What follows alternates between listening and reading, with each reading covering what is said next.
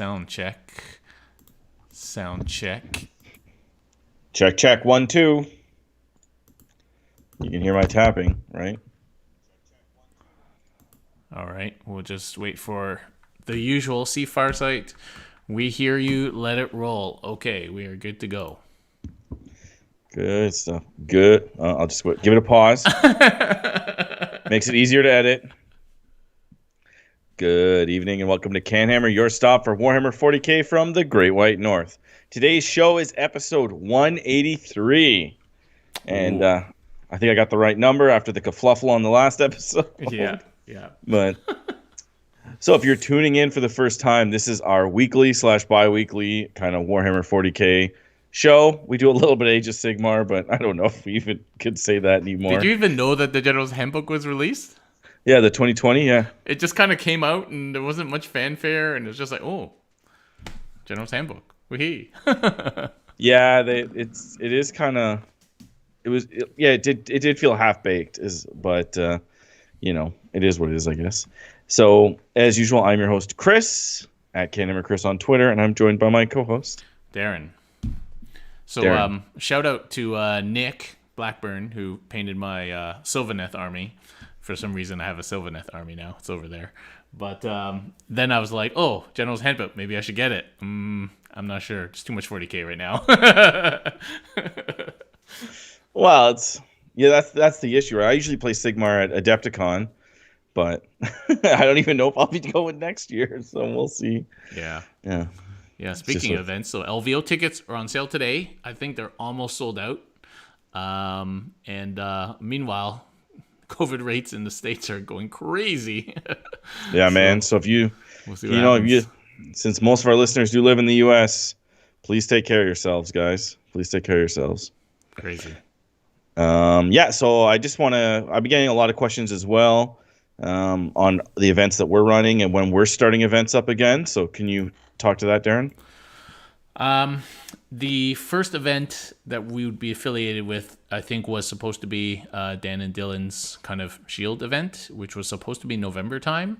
I have not even actually talked to Dan about it, and I'm pretty sure it's not going to happen, but we'll see. I mean, Ottawa itself we're doing good, but, there's a lot of people who want to come from other places, and so I don't know. I'll have to ask Dan about that. CanHammer team, we're still working on the date, anywhere from March to May next year. It looks good right now, but you just don't know, right? Like, it's really hard. It's really hard right now to think so far ahead.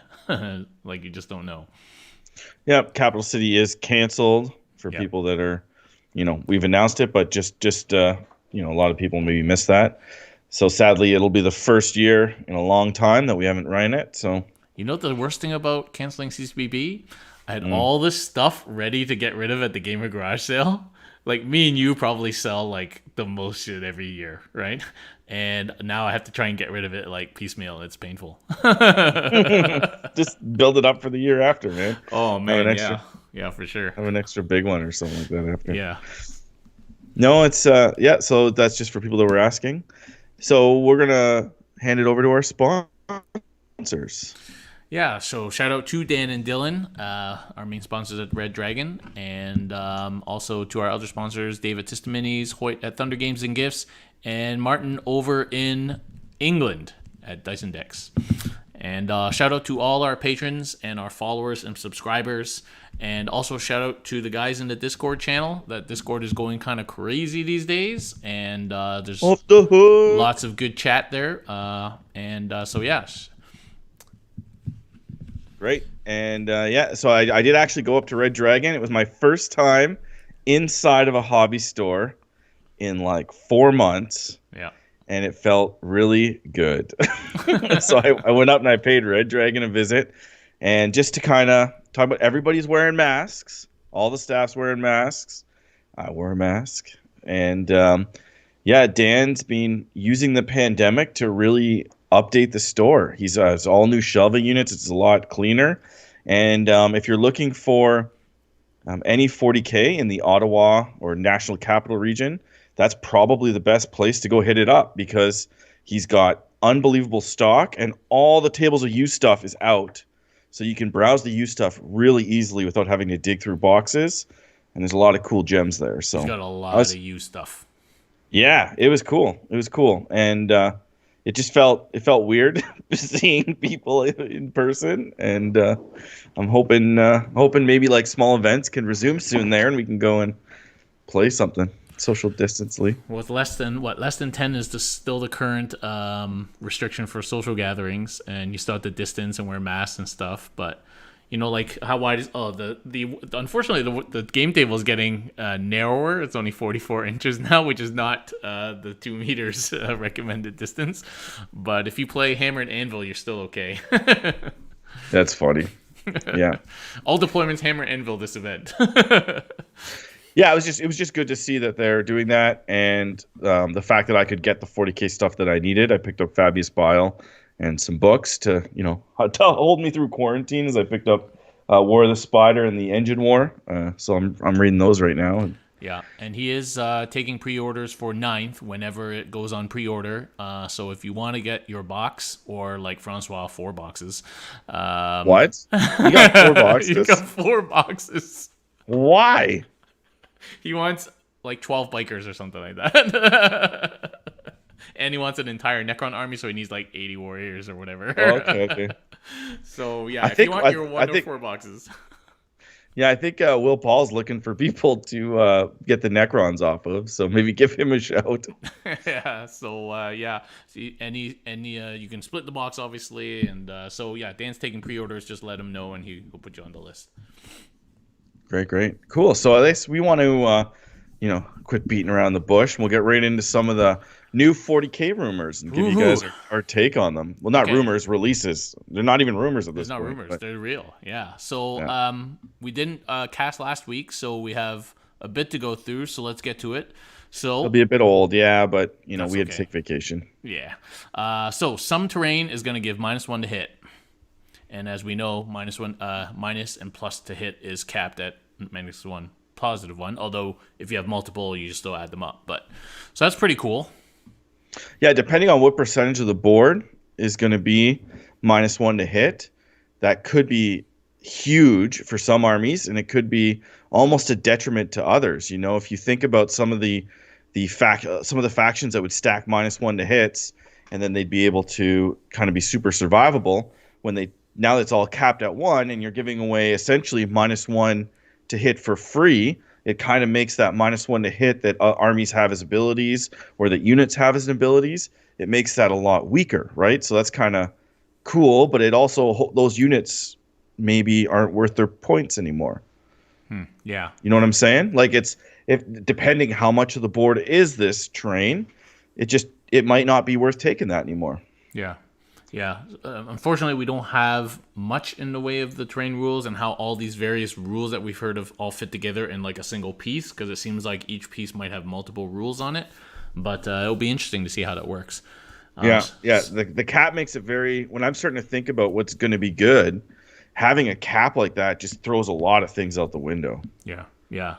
I set up my table the other day with the smaller size, but with the same amount of terrain. It's pretty dense. Well, I'd say it's not even about the amount of terrain. It's the style of terrain that really is going to intrigue me. Like, it'd be nice to see very structured. Like, I would like to go to a tournament where it's like, okay, every table has 4 pieces that do this, 2 pieces that do this, and 2 pieces that do this rule. Now, it doesn't matter what the table looks like, that's just kind of the makeup to make it a bit more fair, Mm-hmm. Yeah, that's something we could definitely do. More of an abstract feel. Be neat. Okay, the game is confirmed to be 5 turns in length. No variable, no 6, no nothing. Just straight up 5 turns. Yeah, like AOS. Which is cool. Makes sense. Yeah. After charging models have fought in combat, the opponent gets to pick the first non-charge unit to fight. Makes sense. Yeah. That was kind of a mistake, I think, before. Was allowing people to do all their charges and then their first non-charging as well. Yeah. Because in AOS, it's like, well, the player's turn it is they go first, and then the other player goes immediately. And in 40K, they wanted to give kind of incentive. I'm assuming it was because of Overwatch, but probably not, because they've kind of taken that out of the game, it still works. But now you would charge everything, and then you get one free unit to fight. So that was quite a bit, right? I think this just is something you have to think about very quickly when you decide if you're going to fall back or not. You know, because that might Well, now mean you're more likely to. So who fights theoretically, first. now you would want to fall back more frequently, and then just charge all your units in, as opposed to before where you could just leave a unit in and it would get to strike first, right? Yeah, yeah, yeah. Okay, speaking of falling back, so 2 CP stratagem that doesn't replace falling back. This is getting you out of wraps, basically. So if you start within Yep. engagement range, you can. So it doesn't say if you're wrapped, but basically this is for wrapping. If you're within engagement range, you can for 2 CP roll d6 per model, and on a 1, that is a dead model. And then anyone left can now move through enemies, and if they can't get out of engagement range, they are also dead. And then if you do get out of engagement range, those models can't do anything, including psychics, shooting, charging, even if they have a rule that would allow them to do that. So that is the new way of getting out of a wrap for 2 CP. Yeah. Well, the way you said it though is I believe you don't roll model by model. You roll, if there's 10 guys, you roll 10, and any one's the controlling player removes the casualties. Yeah. Yeah. Okay. It's just the way you said it just sounded a bit like I didn't want anybody to get confused. So yeah, it's basically you can't be wrapped anymore. No more taking prisoner. You can just get out if you're infantry. Now, if you're certain other units, you're probably still stuck. But they rectified that with things like vehicles that they can shoot. So now infantry, which is a lot of people's chaff, and forward elements, being able to just run in their face, wrap that model, thing of the past. I like it. Yeah, and fly can still get out, obviously. Now, keep in mind, we haven't seen the fallback rule yet with all these changes. But assuming it's the same, if you're fly, you can still just fly out as long as you can get out of engagement range. So this is a big... The wrap becomes much less of a thing, but although it's not a thing. You could still wrap and then force your opponent to spend 2 CP.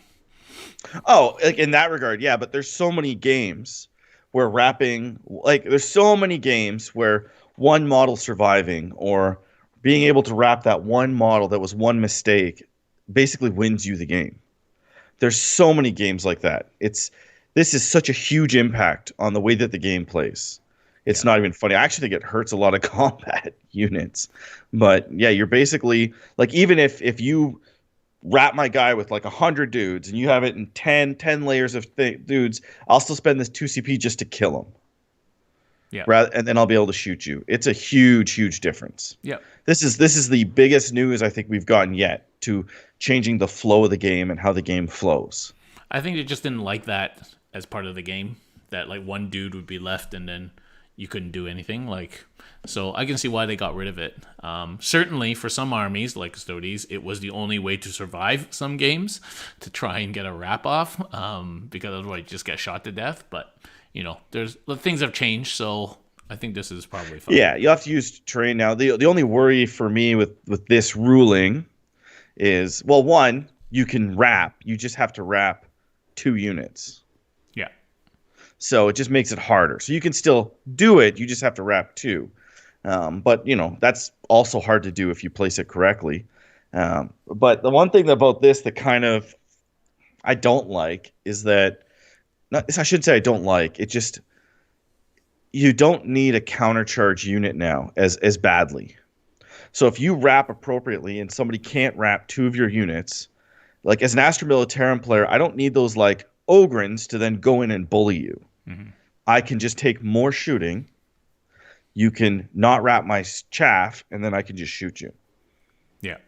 So I'm curious if this stratagem just makes shooting better. It's possible. Yeah. Yeah, because unless you're maybe the forward combat elements are still fine, but the midfield, the countercharge elements, do you need them? I think it's a good question. I don't know. The key will be the 2 CP. If everybody has the same amount of CP, 2 CP is 1/6 of your starting CP. And if you have to do that a couple of times, that's a lot of CP right there. Yeah, but there's a lot of games. You're right, and so the wrapping will be more of a late game tactic. But there's a lot of games that are over with the turn 1, turn 2 wrap. Like nowadays, there's lots of stories of that online, lots of videos. I've had lots of games. They end with a turn one wrap. Yeah, I guess we'll see. Smaller board, like there's so many factors up in the air right now. It's really hard to tell. To take one rule, like just separate it all out. But I guess we'll see. We'll see. But it's an Like intriguing change. how often do you get to wrap? Like it happens, but I don't want to spoil the next rule. But there's another rule that makes wrapping multiple units even harder, right? Yeah, that's coming at some point. So we'll wait for that one. Yeah. Okay, let's move on. So they revealed another secondary. I think this is the second secondary that they revealed. This is basically recon with a twist. So if you are your unit is wholly within a table quarter and at least 6 inches away from the middle, in 3 table quarters you get 2 VP. In all 4 table quarters you get 3 VP. Yeah, I like it. So yeah, I like big it a lot. changes. So you can't just stand in the middle and own all 4 quarters. You have to be 6 inches away from the middle, and you have to be wholly within. Armies that I immediately thought about, and it might be because of the preview that this was leaked in, but this immediately makes you think, oh, Eldar, right? Like I can, because Eldar can just take 4 quarters or have 4 units. Like they have Yeah, fast units. Made me think a lot of like MSU. Now, Takari. yeah, MSU, you want 4 units. They don't all have to be fast, but sisters, right? If I take 2 Seraphim units, boom, boom, I can score this quite easily. Yeah, Yep, yeah. yep. Okay, that's cool. I thought the recon was really powerful in ITC and pretty easy to get. So I like the 6-inch thing. I like that they thought about that and that. The middle, yeah, I Yeah, like that a lot. yeah, Yeah. yeah. Okay. Then we had a great interview with Brian Pullen, mostly about Custodes. He did drop that there won't be any primary scoring on the first turn. And Great. then, yep. And I'm just There trying to almost shouldn't be any scoring turn 1. Yeah. Okay. And that was mostly okay. So vertical engagement range. We don't know what that vertical engagement range, but this is how they fix the issue of monsters and knights fighting up like the second floor of ruins. So there's going to be some kind of a vertical engagement range for these tall models and terrain and stuff. It's probably going to be 5 inches probably. That's the kind of coherency range, so probably that's going to be the engagement range, something like that. Or 6, right? 1 inch out from your unit vertically. I don't know. Okay, dense cover. If the terrain feature is at least 3 inches in height and has this rule, you get -1 to hit for shooting unless you can draw a line to every part of at least one model's base or single point on the hull. Blah, blah, blah. It doesn't count if you're on the same piece, and your own obscuring terrain does not block you. Man, the terrain rules are getting complicated, but basically there will be dense cover, which gives you -1 to hit. This is more like for things like forests and ruins, as opposed to blocking line of sight. Just makes it harder for you to hit. Yeah, we kind of talked about that earlier. Yeah. There was some hint that that objectives will only be able to be held by infantry. They didn't come right out and say that, but certainly was implied in some of their text about OBSEC and infantry and holding objectives. So that'll be interesting. Yeah, it kind of goes back and forth edition to edition, right? Yeah, like we know flyers can't, and that's one thing. So, But like it's like 5th edition was troops only. Like it goes back and forth between troops or everything, right? yeah, yeah. Okay, so they released a table of the CP cost for deep striking any unit that does not natively deep strike, or I presume use your own stratagem to deep strike. So basically, it goes on power level. 1 to 9 power level, 1 CP, 10 to 19. If it goes up every 10, basically 2, 3, 4, 5. You can spend as many CP as you want. They didn't say that they've gotten rid of the half restriction, so we don't know that. We're assuming you can't deep strike your whole army, but they didn't mention that at all. And then they mentioned that deep strikes come in from turn 2, and they can come in, and when they come in determines how they can come in. So round 1, you can't bring anybody in. Round 2, you can set them up wholly within 6 inches of any battlefield edge, but not in your enemy's deployment zone. This is for outflanking. And then in round 3 or more, you can set them up. You can outflank any edge. Yep. And they cannot make a normal move, advance, or fall back. If they can always count as having moved, and they don't die unless they haven't come in by the end of the battle. Yep. Makes sense. So this wasn't this like similar. I can't remember now what the 7th edition outflank was. Was it restricted, like you couldn't go into the enemy zone to start with, and then was it like that, or was that? Oh, I can't remember. I can't remember. Was that 8th? Was that early 8th? I can't remember now. There's been so many changes. No. Yeah, I can't remember, but yeah, no, this is pretty new. Hasn't really been done.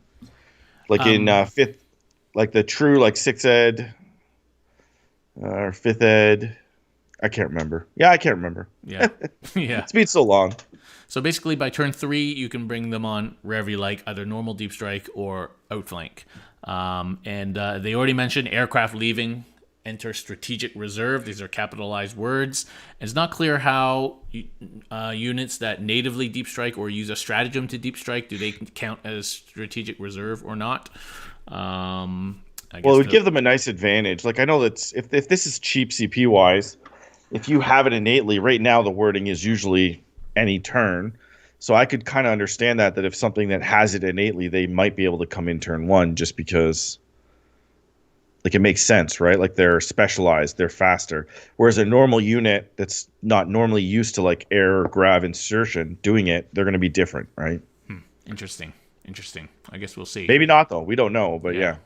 So 95 in the Twitch chat remembers that outflanking at one point was random table edge. I remember you had to roll the table edge. 1, 2, 3, 4, 5, 6. Your pick. Yes. That was like the worst. It wasn't that bad because if you wanted to come on like a board edge, it was like 66% chance that you got the board edge you wanted. But you'd think in the 41st millennium you could strategically designate which side to come on. But I don't know. I watch Band of Brothers. Those guys are everywhere. They're dropping in. All right. Okay, next was morale. So now the morale has 2 steps. One is that you add up your casualties plus d6 as normal. And if you fail, you lose 1 model automatically. And then you suffer combat attrition. And for every surviving model, you roll a d6. And on a 1, it's gone. And you -1 to your roll if you're below half strength. And 1 auto passes morale all the time. So what do you think of that? It's definitely more damaging. Yes and no. It's not more damaging always. I guess it depends on your leadership and how many models you have. And how bad you lose, right? Yeah. Yeah, I actually think it's probably a lot less damaging. Do you think this makes people's rules that like give you minus to morale and all that sort of thing more oomph? A little bit. Oh yeah, it makes them way more effective. Way more effective. Yeah.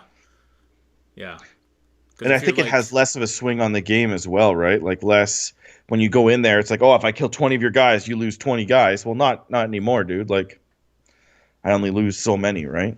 Yeah. But like an extra -1 or like a -2, even if you stack that up, you're basically 50-50 losing every model. Like, that's harsh. If it applies that way, yeah. Yeah. But you still have to fail the morale check in the first place. So, and if you got a 1 in 6 chance of auto passing it. I wonder if they got rid of the 2 CP strat to auto pass. I would hope not. Who knows? Yeah, that's a weird one. So that would be something you'd have to take like unit by unit. You'd have to rethink how they survive, what their goal is, right? Mm-hmm. Yeah, it's a real change to the game. Yeah, and it seems like that's what they're trying to do. They're trying to make you think of decisions a little bit more in depth, like a lot of decision points. So yeah, it's pretty cool. Like, does that hurt or help hordes? I think that helps hordes. Does it help hordes? I think you lose less models if you lose a bunch of models, like if you have a big horde. Yeah, you lose less. That's what I'm saying. I think it helps hordes. Yeah. Whereas if you like a 10-man squad, you could potentially lose more than you would have normally. Now, a 1-man squad obviously can't fail morale because it didn't take any casualties. Yeah. So, if you have like a 2-person squad, you lose 1, you fail, he's gone. Yeah. But still, then again, they're not going to lose that Your badly, right? leadership's got to be really low. Yeah, it's a tough one. Anyway, yeah. If Yeah, you have any comments on that, let us know because it's interesting. does I that think contribute to the MSU? Yeah, that might make MSU even better. it actually maybe I don't know if it swings one way or another. I think it just kind of affects different size units in different ways, which is kind of Yeah, cool. changes everything. Yeah, it changes everything. Yeah, yeah, Because I guess like if you keep losing combat, but it applies to both parties, right? So if I go in and I kill, well, your custodians are like leadership 10, right, or something crazy. no, they're not. What's their leadership? 8 or 9 at most. Okay, but you still got to kill a lot of them, Yeah, we don't have that many in a unit. so it's not going to happen. Yeah, Yeah, it's not going to happen. yeah, So moot point. yeah. And we're not immune to morale, nor Right. do we get rerolls. Okay, fly no longer allows falling back and shooting. Good. And they have confirmed that Tau Overwatch is basically unchanged. So they get to Overwatch automatically. They don't need to pay for the strat, and for the greater good still exists. So Tau will still Overwatch like crazy. Not good at all. Doesn't- Because Overwatch items are not as effective anymore because most people aren't overwatching, and then but you're giving Tau that ability, so people aren't going to take their anti-Overwatch items specifically for Tau. Now, like I'm sure you could pick certain items before the game, like you could before, like buy a free one, but still, it's a pain in the ass. It is a pain in the ass. Yeah. I don't like that. Yeah, that's still going to be rough. Okay. So they have confirmed that a patrol detachment is 2 CP. The common buzz was that it was 1 CP, but it is in fact 2 CP. And so we still don't know how much Vanguard spearheads and Outriders are, but do you think it's going to be less or more than the More, patrol? of course. So More. 3, 4? It wouldn't be more than the battalion, though, would it? Maybe. It would be three. Depends what they're trying to do, like in terms Probably of 3. incentivizing units. But so probably 3, which makes those really hard to take. Yeah. Maybe not. Like, it's only hard to take if you're used to having lots of CP and buying tons of abilities. It's not really like that anymore, right? Yeah. So Brian. So nowadays, like you're just gonna have. Sorry, well, just give me one sec. Like nowadays, you're gonna have less, so you're just going to adjust or get used to it. So those actions that you have to buy with CP are going to become more valuable. You're going to see the ones that are more worth it take priority over others. So instead of people just spamming out all these, like, yeah, it's going to be like a really, my army needs this strat, so I have to save CP for this strat. Yeah. Or earn it back, or do something, right? To make sure that I can do 3 CP, bring a boy unit back. I just need that to work. Yeah. Chapter Master, Chief Apothecary, Chief Librarian, Yeah. Chief Fixer, Chief Tech Marine, Chief. So you're gonna have to decide. I mean, even in our own list, we're already saying, is it worth the extra attack and reroll charge on the Telemon? For a CP is 1 CP, but it's a CP. So it starts to become important. So for sure. So if those guys are 3, you're not gonna see a lot of those. And as Brian said, his impression was that everybody was just going to be playing battalions. Because you get enough slots in a battalion, you get your 3 CP back, and you got... So, it makes sense once you start seeing these numbers, these CP numbers. Yeah, they seem worth it. But we won't really know until we see it. But of course, yeah, I think if they're making troops valuable to score the missions... battalions, you need to buy the troops and spend the CP just to limit what you take. Yeah, you're gonna need them. Yeah. Mm-hmm. Okay, they put out the table again about size of game and number of command points, but in this table there was a total power level, and so for 2,000 points it was up to 200 power level, and then everybody started to try and add up the power levels of their armies, and it's pretty hard to break 200 power level. But yeah, that's a thing. It's 200 power level at 2,000 points.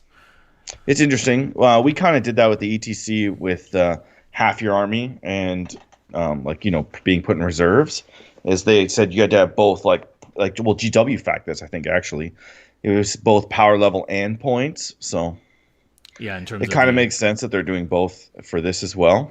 Yeah. And that's probably just to stop some kind of crazy obscure build. Yeah, yeah. Um, just going back to way back the strategic reserve thing. I hope by making this strategic reserve capitalized and putting in some sentences and maybe a day zero FAQ about what things count as strategic reserve, that will clean up all this issues about is it reinforcement and it's gone off the board, it's come back on, is it like what's it count as, all that kind of Yeah. stupid stuff. Needs to clean up. Yeah. So hopefully that gets all cleaned up there. That'd be a lot better. Yeah. If they just said everybody does this. Like, I didn't like that reserves came in whenever you picked turn one. I never liked that. I would prefer them to come in turn two for sure.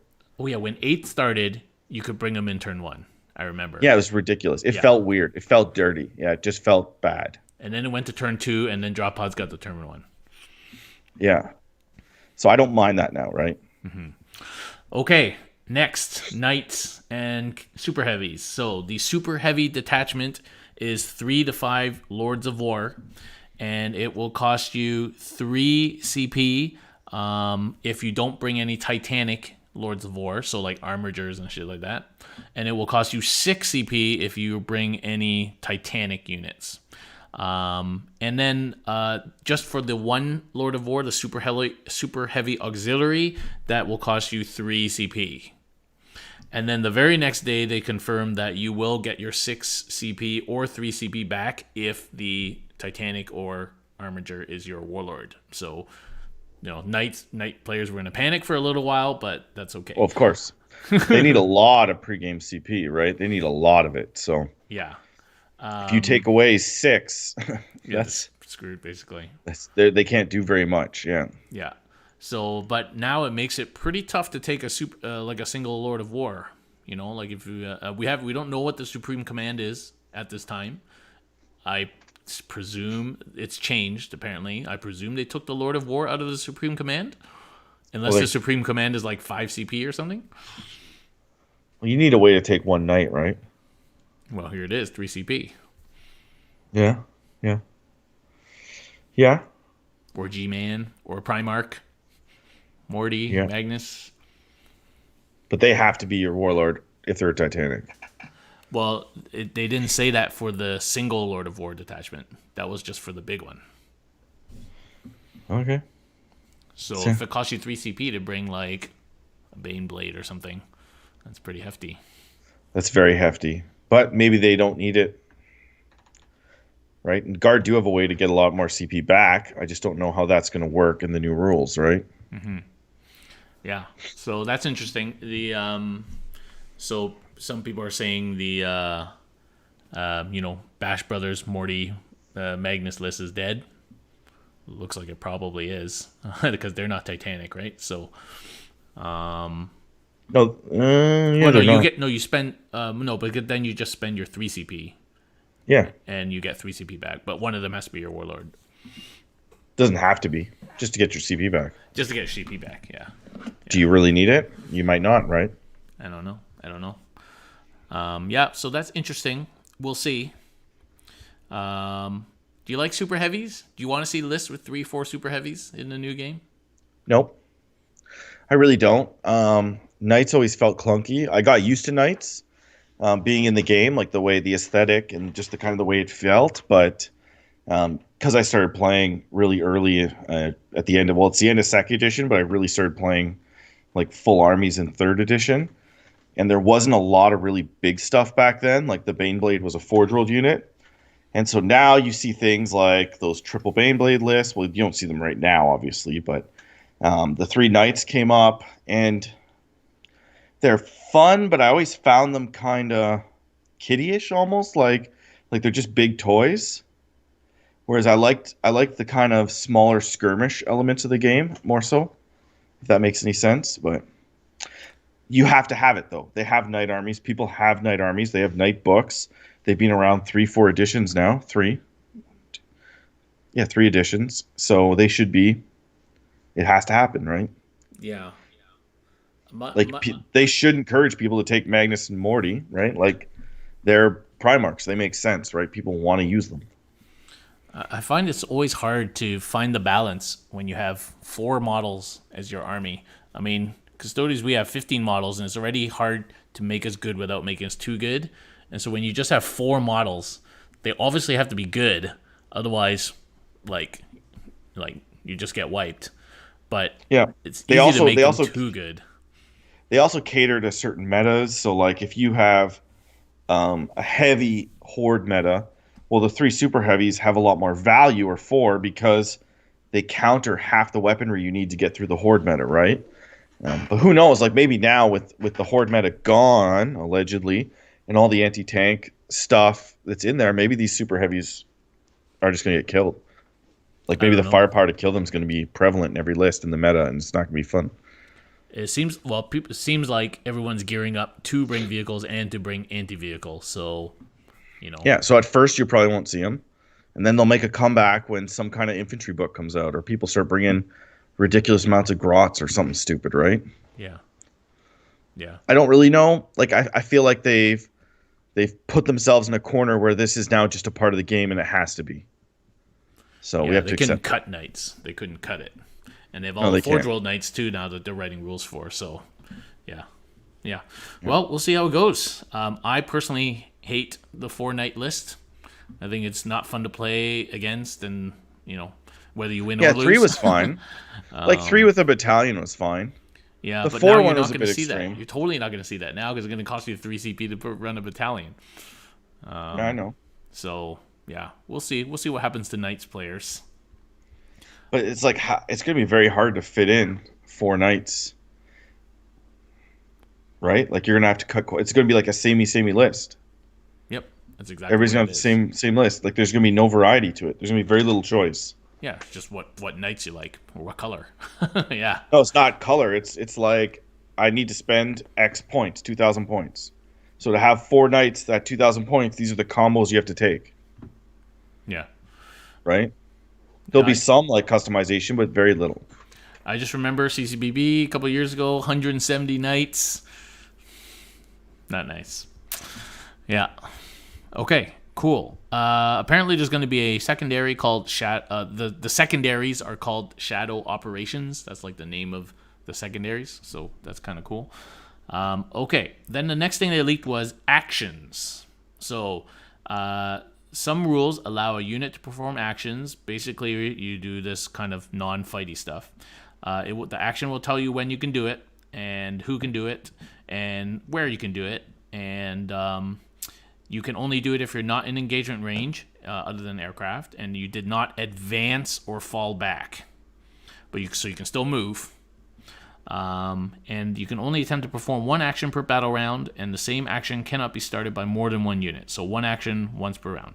And if the unit is destroyed, moves, makes a normal move, advances, falls back, does a psychic, declares a charge, heroically intervenes, or makes a ranged attack, then it fails. So you can defend yourself in combat. You can fight in combat. Seems to be the only thing you can do while you're doing an action is defend yourself. And a character who's doing an action turns off all its aura abilities until the action is done, which is interesting.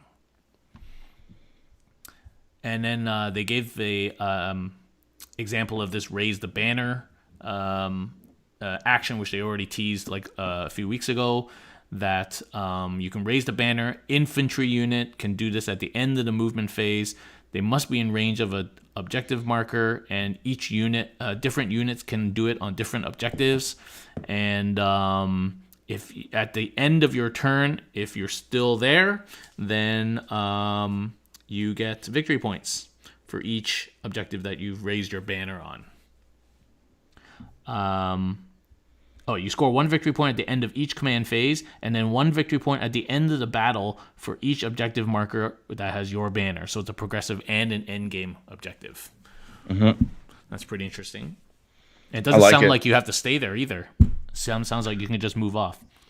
Yeah, it encourages you to take a lot of characters to maybe not rely as much on their abilities, or to maybe have characters that are maybe valuable at different points and times in the game, so that turning off their auras isn't that much of a detriment to you. So it definitely might reward those armies that can have cheap cheap heroes, cheap characters. or cheap chaff, I guess. You And just depending sit on there the giving action. words, like they could be like non-HQ characters as well.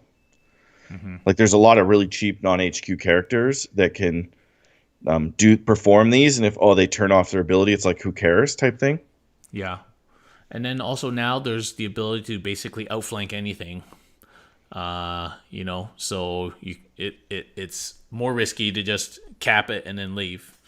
But yeah, and I also like how this single action is both progressive and end game. That's kind of a interesting thing there. Yeah, because when you only go one or the other, each one kind of benefits certain armies. So it's progressive. It rewards the board control aggressive armies, and it kind of hurts the passive. But if you have it as both, it kind of lets you play to your army's play style and still try and win the game. Yeah, yeah. So I like it. Yeah, I definitely dig it. These missions and objectives sound very well thought out and very well worded. Well, it looks like they're definitely wordy to kind of take away any doubt in terms of English. I get the feeling that that's what they're trying to do. They're trying to spell it out so explicitly that you cannot lawyer it in any way, which is appreciated. I'm sure there's going to be picture examples and stuff too. And definitely it seems like the powers that be, GW and the people who write all the popular mission packs and stuff have all got together and really kind of hammered out what they feel like is like an ideal sort of mission pack. And so it's no surprise that everybody's decided to play these missions because they probably were all part of the process to put them together. Possibly. Okay. Coherency. Are you ready? Sure. Okay. This is like the only thing, like before we get into it, spoiler, that I am not happy about, I guess you could say. Okay. It's the one rule that I read it and I went, ugh. Yeah. Okay. That noise describes it. Just do that noise again. Ugh. Yeah. That's how I feel about this word rule. All right. So a unit has to have more than one model. Okay. They have to move as a single group, blah, blah, blah. Coherency is 2 inches horizontally and 5 inches vertically. So So far, so good. people thought it was going to go to 1 inch. That was the big rumor like just 2 days ago, but not so. And That's what I thought it should have been. yeah. 1 inch. Makes and more it's sense. 5 inch vertically, not 6 inches, which is what it was before. Interesting change. I don't know. It's a good change. So historically, I don't know if this is why, historically, or even currently, I guess, each level a lot of times was deemed 3 inches. So they've had editions and there's been tournament packs where every floor is 3 inches, regardless of how big the floor is. Yeah. And so having a 6 inch coherency in a building It's 2 floors, basically. is 2 floors, which is a bit excessive. And so that's how I read that. I was like, oh, they went to 1 floor coherency. That's true. That's true. But okay. I don't know if that's going to translate. Like that could be me reading into some of the old stuff in the past and blah, blah, blah. But that's how I feel about that one. Yeah. Yeah. Okay. So it's for units less than 6 models, so up to 5 models in the unit, the coherency is you have to be coherent with one other model. And in a unit of 6 or more models, you now must be coherent with at least 2 other models. Yep. If a unit cannot end its move in unit coherency, the move cannot mate. So same rule as before, and it specifies exactly movement, charge, fighting, and all the movements that go on throughout the game like that. So They want units ranked up. yeah. Yeah. If you're above 5 models and you're a squad, you need to be ranked up, essentially. Yeah. So you can't string out anymore because you could. Well, you can, but you have to be too wide. You have to put them all close together so that they're all within 2. Or you could curl a triangle at the end. And you have to be very careful now how you pick your casualties. Why is that? Because of the next part. Each player... I know, it's a nice segue, right? Oh, that's a beautiful segue. Good setup there, Chris. It's like we've been doing this for a while. So the coherency check. They didn't say when this happens. It sounds like it happens. No, they did say when. It's during the morale phase. But I think it's after the morale check. They didn't exactly specify, but at the end it kind of hints that. So each player must Probably now, after. Yeah, Makes each sense player after. must now. So that that sentence already kind of implies that it's after a morale phase. Morale check. Each player must now remove models one at a time from any of the units in their armies that are no longer in coherency as defined blah until a single group of models from the unit remains in play and in unit coherency. The models removed count as having been destroyed, but they never trigger any rules that are used when models destroyed. Models removed because of this do not cause your unit to take another morale test. So this definitely happens after the morale check. Yeah, but this is interesting. This is super interesting because it would allow you to, like, you could, the way that it's worded for me is you could let's say you have a squad and you have them split across two objectives. You can essentially, and they get broken in the middle, you get to choose the casualties to leave you on one or the other objective. Yeah. So you could literally kill more of your own unit so that you have one guy on the objective A, but you can kill more of your unit to have control of objective A instead of having way more guys on objective B. Well, it's like Sigmar, know what basically. I mean? Yeah. Yeah, but Sigmar, you do the largest side. No, you don't have to, I don't think. I No, can't remember. you pick the side? I haven't played Sigmar in ages. Yeah, good point. I can't remember that one. But anyway, it's like it gives you a lot of stuff. And because it happens so late in the turn, there's going to be certain times during combat where you will just break your coherency if you can, and then you'll just take it, and then you'll decide later after morale. Mm-hmm. So you could have two units on two objectives, do their morale, see how many models die from each unit, and then you could coherency one unit to like take over another objective essentially. You could do some really crazy stuff. Like my mind is like always buzzing. Like with this rule, I'm like, you can still do some really wonky stuff. Yeah. And the coherency is not that bad. You just got to go in two ranks, and you just got to do offset. So instead of doing like, 5 guys in the front with then 5 guys directly behind, you just offset them an inch. You're still 2 inches apart. You have like somewhat less board control with that. You can't conga line, which I think is why they did that. Is conga lines are like offensive to like a lot of people.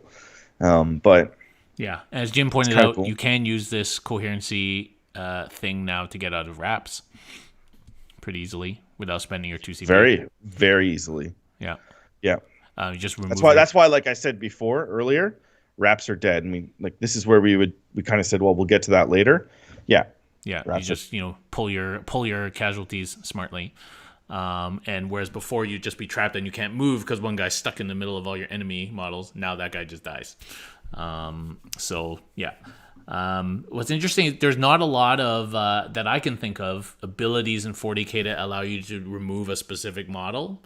It's not like in AOS where there's a bunch of abilities where you target a specific model, and so you can. There's lots. You could break there's a unit. Lots.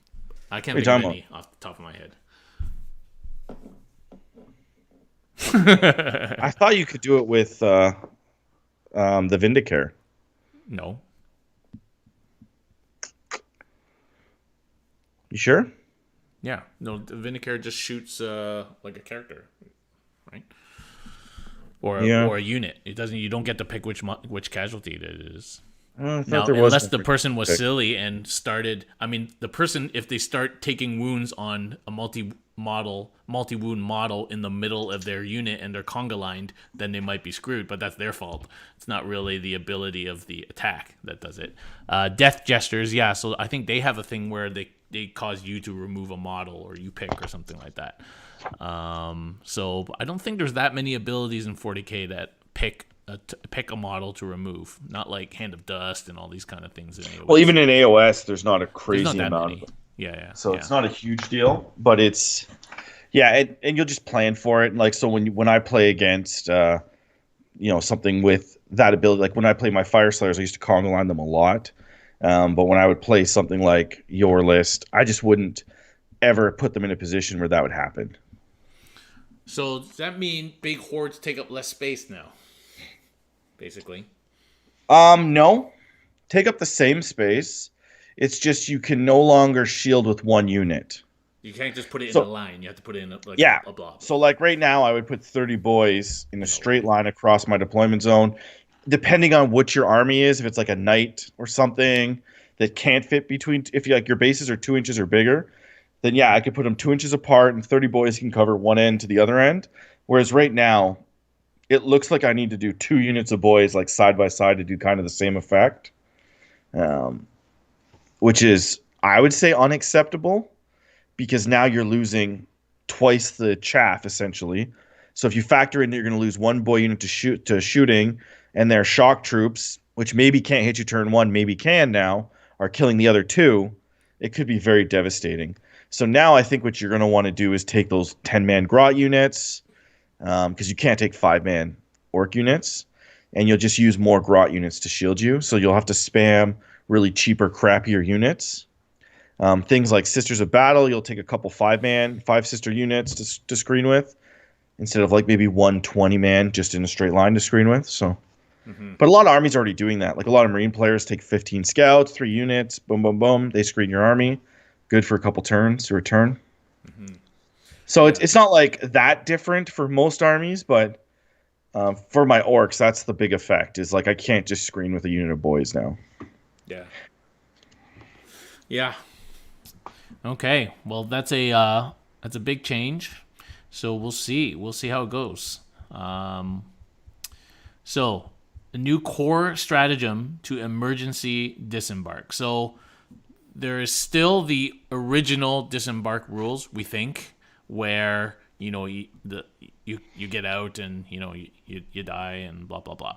But now if you don't want everything to auto die, if you're wrapped, for example, so this is kind of to do with wrapping like vehicles. Now you can spend a CP to emergency disembark. Use this when a transport model is destroyed. All units embarked within can be set up wholly within 6 inches of the destroyed model when they disembark, instead of the normal 3 inches before the model itself is removed. So you got more space. These units are not affected by the explodes ability. Instead, you roll a d6, and for each one, it is destroyed. One model that disembarked is destroyed for each roll of a 1 or 2. Okay, so normally you roll a 1 and the model is dead on a normal disembark, but just like now, you use this stratagem, 1 or 2 means that model when it blows dies, up, yeah. so it's twice as likely. And that unit can't charge or heroically intervene in the same turn, blah, blah, blah. So they just means that you won't lose the whole unit, but you might lose more models. Yeah, it makes it harder to wrap and take that unenjoyable thing out of the game, right? Where everybody just dies, yeah. Yes, which isn't fun. So they took that out. So you're correct. The new or current Vindicare rules, you cannot pick models. That's an older Vindicare rule I was thinking of. Yeah.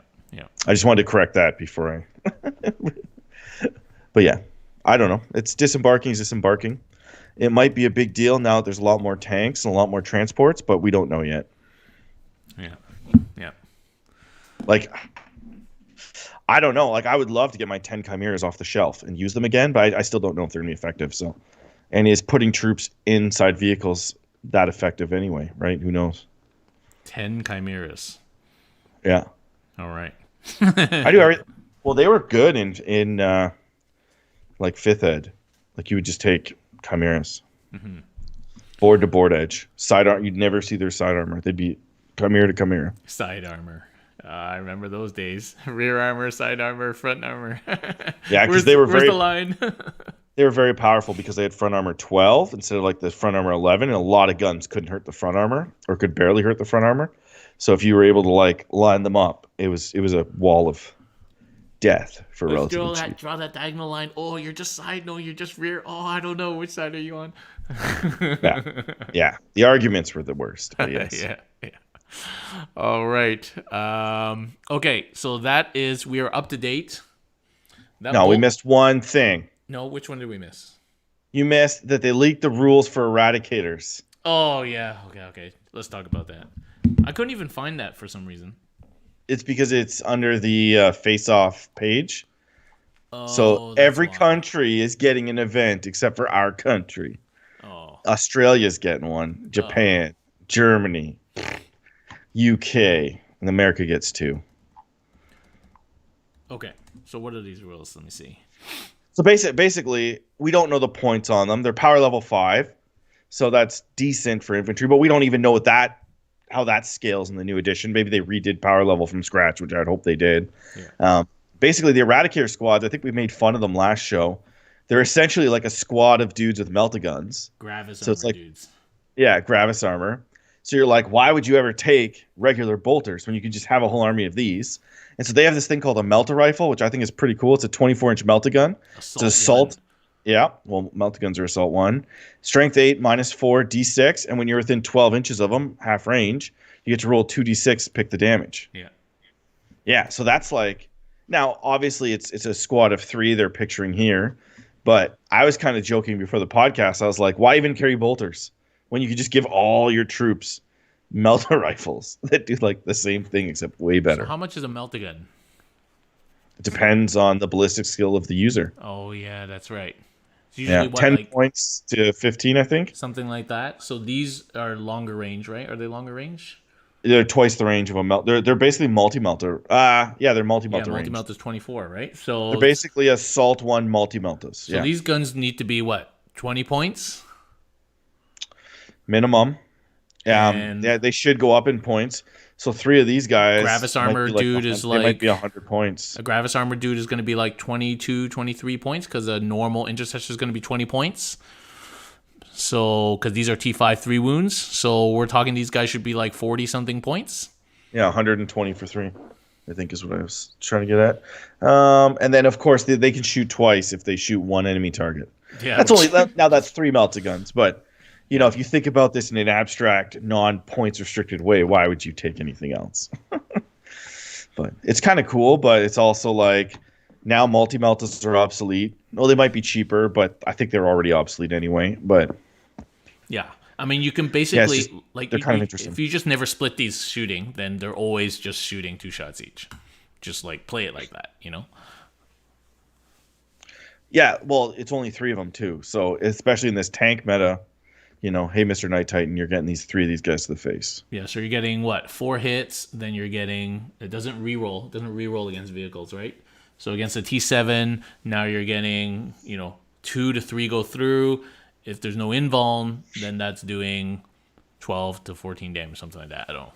So, yeah, they'll kill like a Rhino or like a T7 vehicle. Yeah. Now the Something with an next invuln unit, cuts that down. the other new unit, which is in the starter set, is the Crypt Thralls, which are pretty cool. Now they're 2 power level, so they're very cheap, I'm assuming.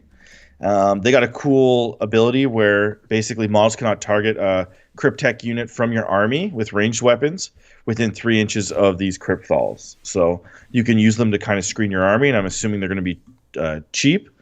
But it does say only like 2 of them in the unit, so it should be easy to get through. But 4 wounds to get through to hurt some of your bigger stuff might be very helpful. So Yeah. Are these the guys that hang out with the Cryptech and get like double the attacks or something?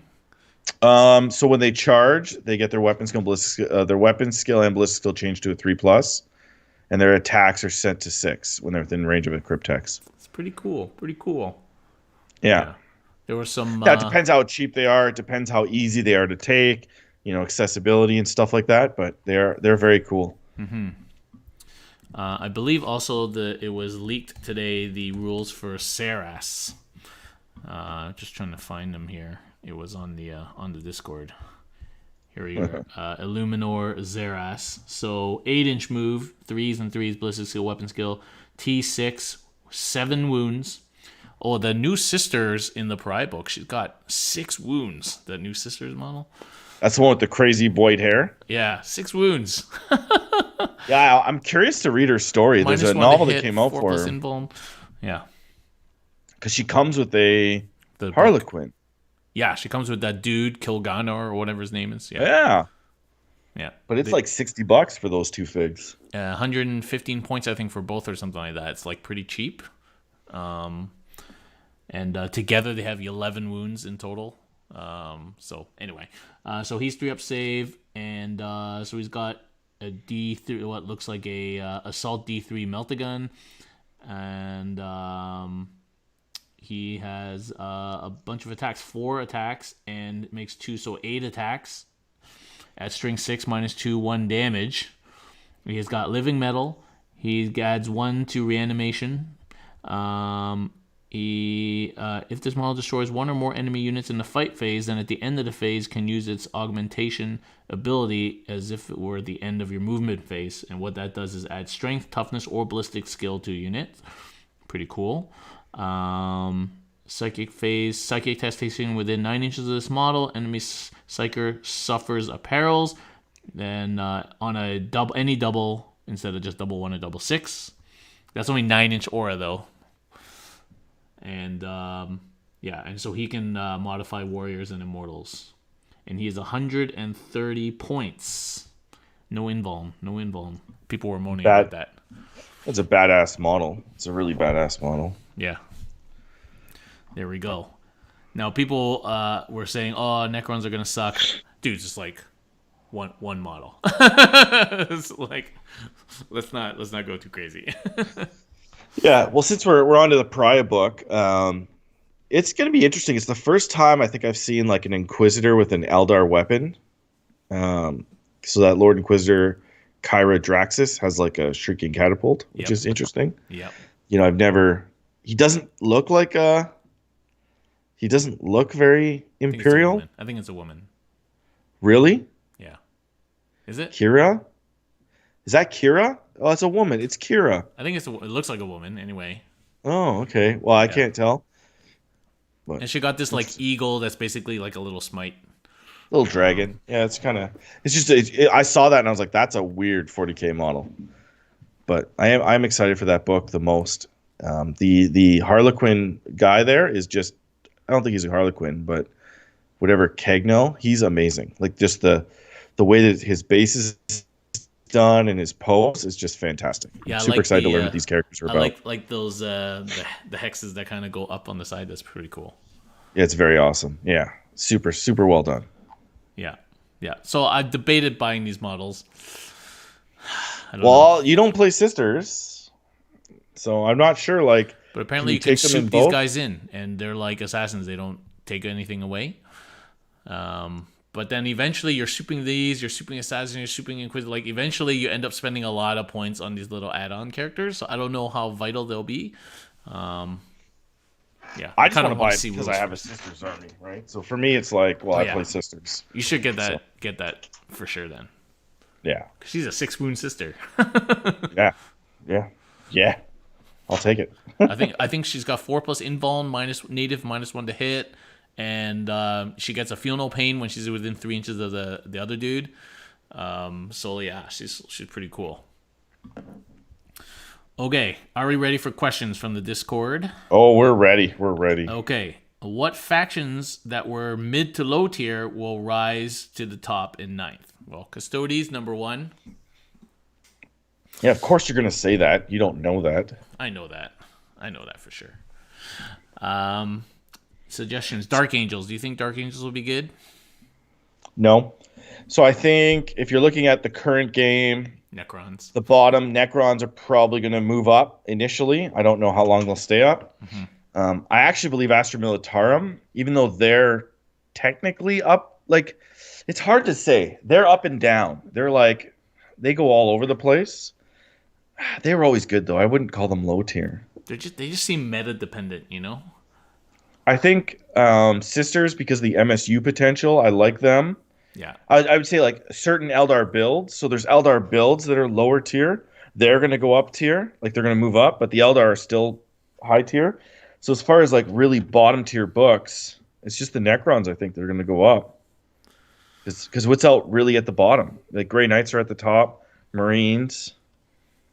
What wasn't that playable in this edition? Well, let me look at my books. Tyranids. How about Tyranids? They were never at the bottom, really. I don't think they're going to go up. Gene Stealer Cult. You think Orcs stay up there? Yeah, different build though. Gene Stealers, they kind of fell off. So I would hope that it would be good. I would say Necron's probably the one done. Yeah. Most books are really good in 8th. Like there was a lot of very good, very playable books. Demons, like pure demon armies, not soupy. Maybe. It's hard to say because like there's been a lot of books where we haven't played. Well, there's that, but it's also like you look at an army and most books have an army that's very, very, very good.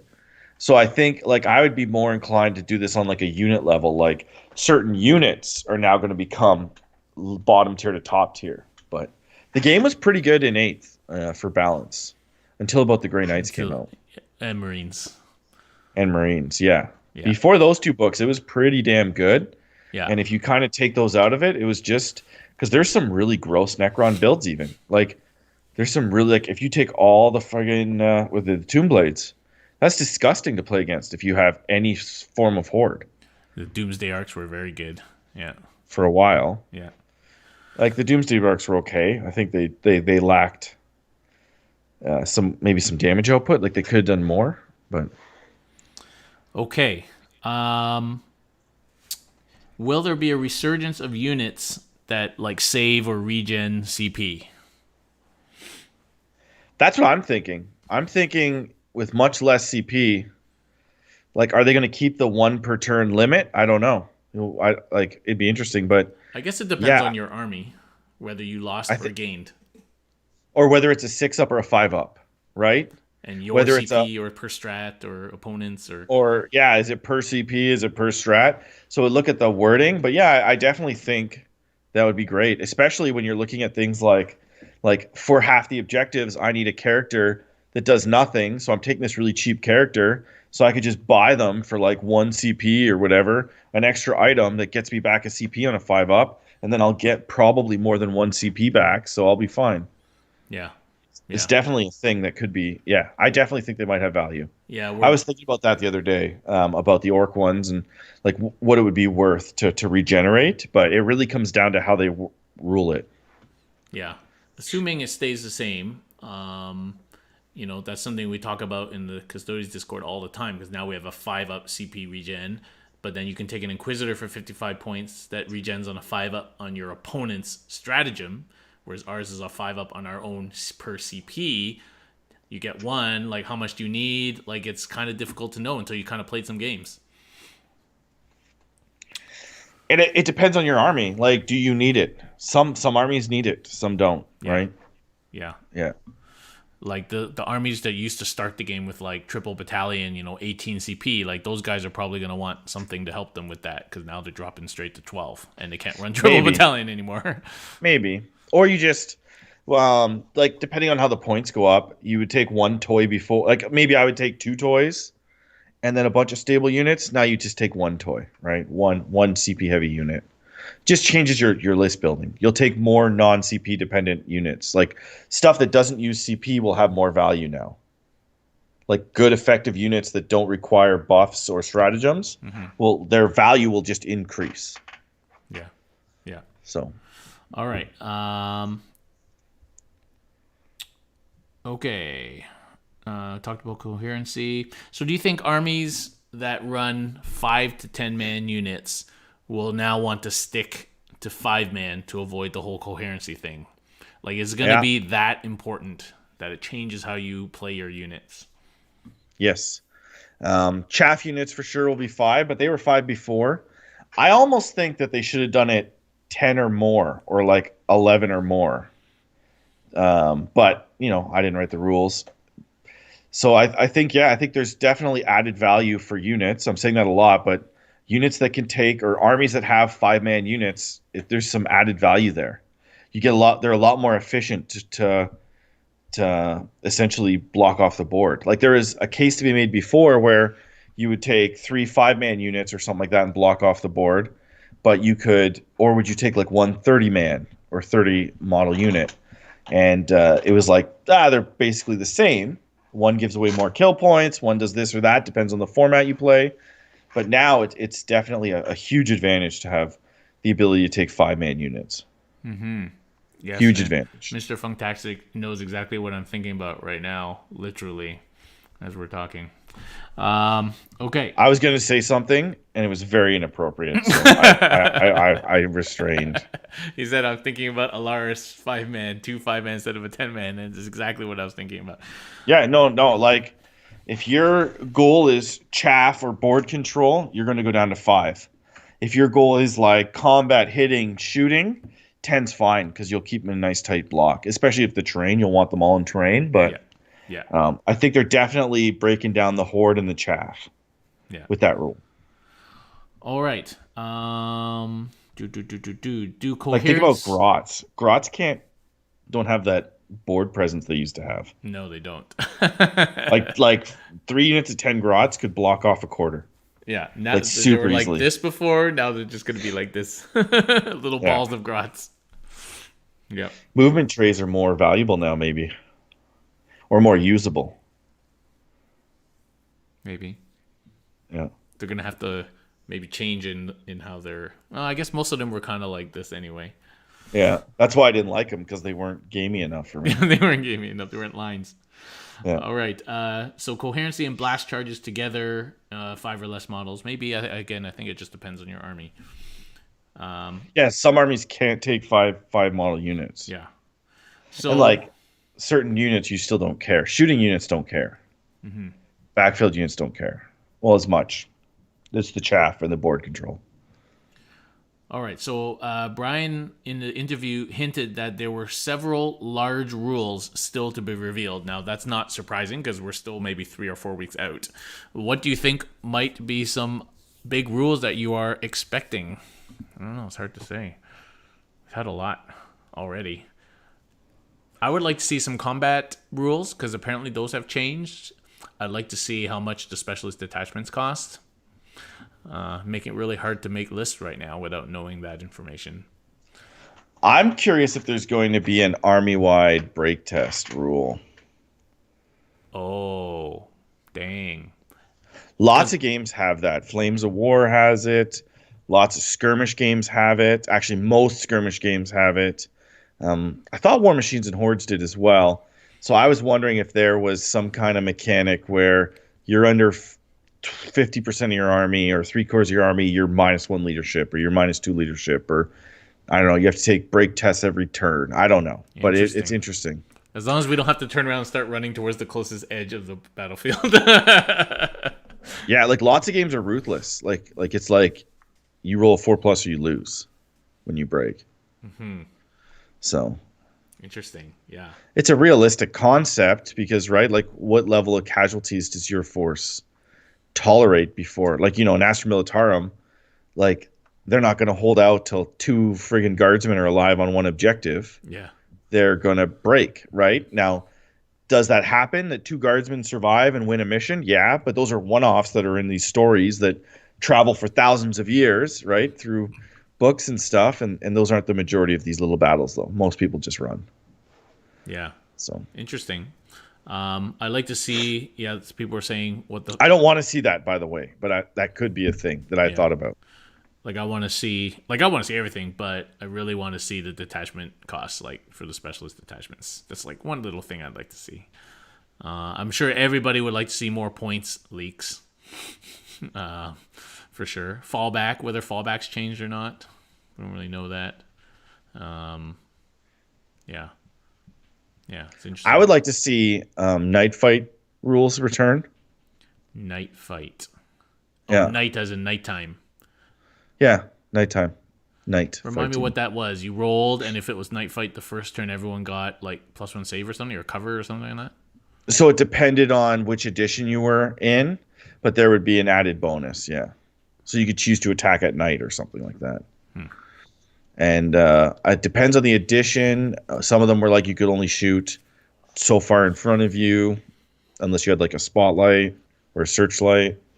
There was a what would the name of that box of cards where you had like a random mission generated from picking cards, and one of them was you could only shoot like 12 inches in the first turn, 18 inches in the second turn. Yeah. Yeah. Well, you used to be able to essentially like roll off and like choose to have night fight turn 1 or not.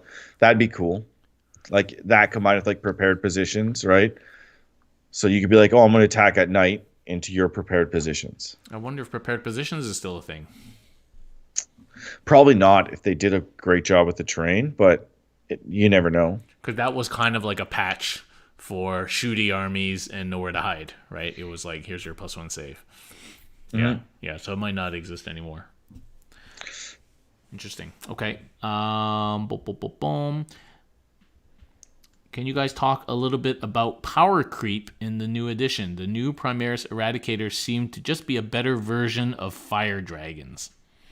I can't for the life of me remember what fire dragons do. They got melta Well, they guns, right? said meltaguns. Yeah. Okay. Yeah. Well, yeah, I mean, these guys have longer range, better melta guns, T5 3 wounds. But not really though, because fire dragons have. Well, it depends on. There was an edition where fire dragons were great. I believe it was 6. I always took a unit of them in the Wave Serpents. 6. People Yeah, I used think to it was get that in 6. 7th too, when all the Space Marine aspects were all shooting around. Yeah. So I don't think power creep. Like you can't compare a unit of Eldar to a unit of Space Marines. Yeah. These guys also might only be a unit of 3. So that's what the preview you don't know, or 9 or 6. I don't know that. And we don't know what their points cost is, right? Like, so if they're point costed appropriately, they should be balanced. Fire dragons, you do get 10 of them. You get access to grav transport. You get access to fire and fade. You move further. You get 10 models. So I don't know how that, obviously that's different. You get an Exarch that can take Exarch powers and abilities. So there is a definite, I wouldn't even say that they're better than fire dragons, but I do take your point that generally, if new books are slightly more powerful than previous books, they sell better and they do better. And that's been a thing forever, and that's in most games. Now the thing where power creep is, I guess, if it's done responsibly, it's a very slight increase. If it's done like it was just done with the Space Marines, that's an example of like very poor power creep. Yeah. Boom, this book just dominates everything. Like fuck you. Yeah. So yeah, they could be. I think that these guys are more likely to replace the Space Marine ones, the Melta guys. They're more likely to replace a Space Marine anti-tank unit. Whereas Eldar might always want fire dragons. I know they don't use them right now, but being able to deep strike your fire dragons, well, you could do that now anyway. Like presumably, so there were definitely power creep throughout 8th, but for the most part, it was fairly well controlled until the Marine book hit, and then that and Grey Knights, and Grey Knights, and those Marines. Are two That's big power creep jumps. But then hopefully with the new edition, rebalancing points, all this sort of stuff, that creep will go back to whatever the 0 level, and then we'll probably start again. Yeah, because there's always new units. So like, this is an old anecdote. I don't know how true it is today. When 8th edition Warhammer Fantasy came out, one of my clubmates, John, who used to be Franklin, he used to be a heavy 40k player. Heavy Warhammer Fantasy player. He was saying the same thing, power creep, and we actually went through all of like the year's model releases. He made the comment like all the new models are better than all the old, and it was like 50% of the models were playable or good, and 50% of them were crap. So you're always going to have old units that are still very, very, very good, and new units that are very, very, very good, and then majority of all units are kind of mid-tier to low tier. It's just always going to be that way. So you're going to fixate on the units that are new and really effective, and it's going to kind of skew you towards all these new stuff is great. Well, actually, like the new Marine book, it was a lot of old Marine units that were really good under the new rules. Like Centurions, for example. Yeah. Perfect example. You never saw a single Centurion for God knows how long, and then now they're everywhere. But a healthy power creep is that, yeah, a new book comes out and it's playable and competitive. It's not broken, but that's healthy. That's business and gaming. They're all like that. The other thing, kind of like GW probably wants to replace all the old small Marines with new stuff. So in a year's time, they probably don't want you to be taking Devastators with multi-meltas or las cannons. They want you to be taking Primaris stuff, right?